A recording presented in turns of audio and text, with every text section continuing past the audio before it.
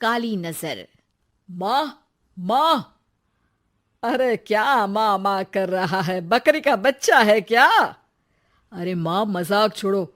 मुझे फाइनली वो मेन चौराहे वाली दुकान मिल गई है।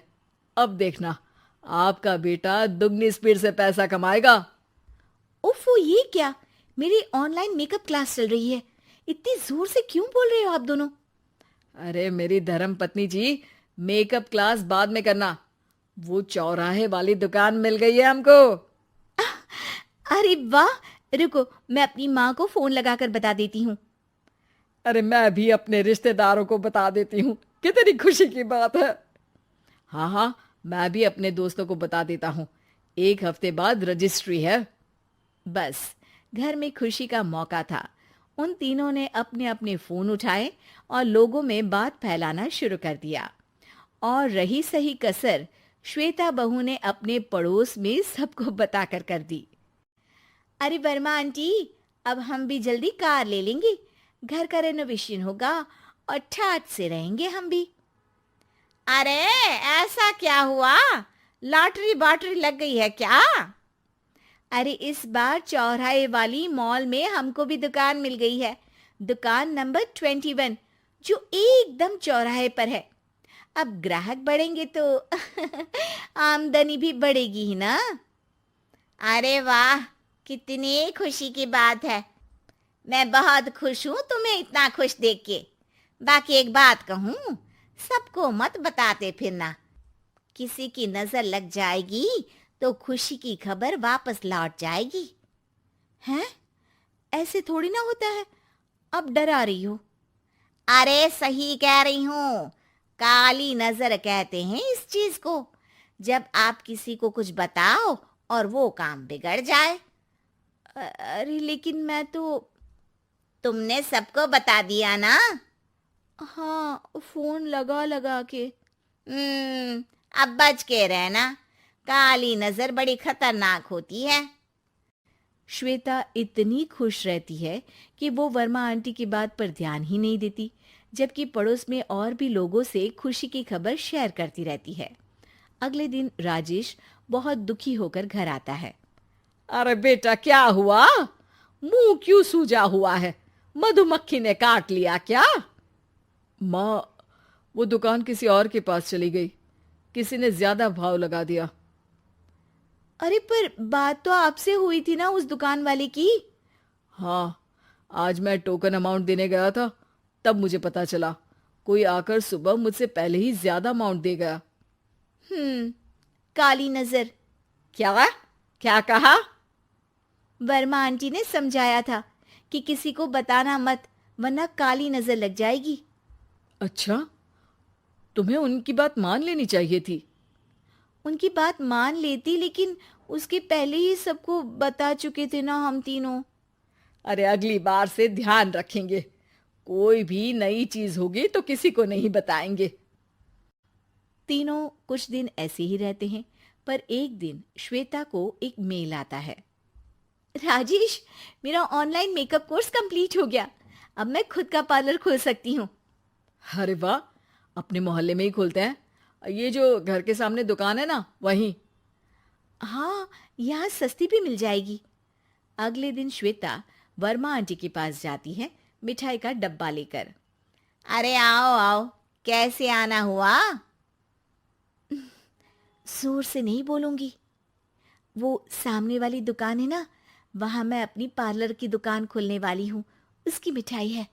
अरे वाह, बहुत बधाई हो तुमको।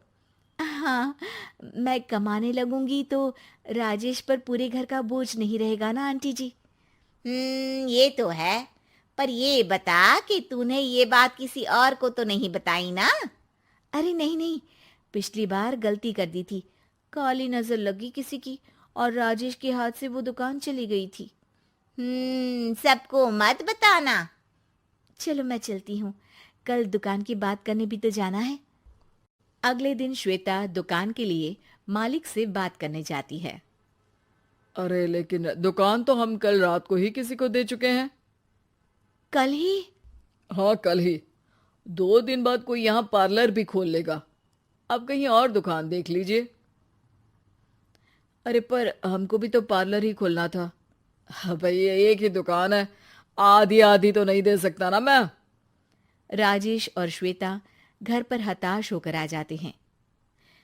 इस बार तो किसी को बताया भी नहीं था, अब किसकी काली नजर लग सकती है।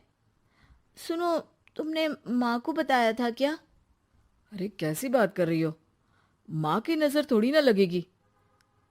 पक्का तुमने किसी को नहीं बताया था ना? सिर्फ वर्मा आंटी को बताया था, उन्होंने ही मुझे किसी को नहीं बताने को कहा। अरे यार, तुम भी सही हो, मेरी माँ को नहीं बताने को कह रही हो, पर वर्मा आंटी को बताना तुम्हें जरूरी लगा।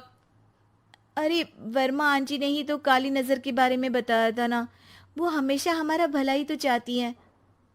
मेरी माँ भी हमारा भला ही चाहती है। अरे पर चिल्ला क्यों रहे हो? बात नहीं कर सकते क्या आराम से? नहीं आता वो आराम से बात करना, और करना भी नहीं चाहता हूं मैं। दुकान जाने का दुख गुस्से में बदल गया था और राजेश और श्वेता में बात बंद हो गई थी। 2 दिन बाद मोहल्ले में पार्लर का इनॉग्रेशन हुआ, जिसमें मोहल्ले के सभी लोगों को बुलाया गया, पर श्वेता, राजेश और माँ नहीं जाते। माँ, अंदर आ जाओ, क्या देख रही हो? अरे नया पार्लर देख रही हूं अपने आंगन से।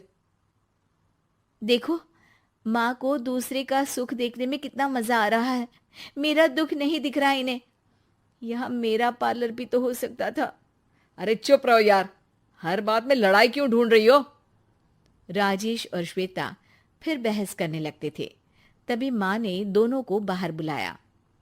अरे जरा देखो तो, दुकान चलाने वाले का बोर्ड पर नाम क्या लिखा है? श्रुति वर्मा। गाड़ी निकाले बेटा, हमें कहीं जाना है। काली नजर का इलाज कराने? राजेश अपनी बाइक निकालता है। तीनों ट्रिपलिंग कर रहे हैं। माँ राजेश को उस मॉल वाली दुकान पर लेकर जाती है जहां राजेश अपनी दुकान खोलने वाला था। यही दुकान लेना चाहता था ना तू?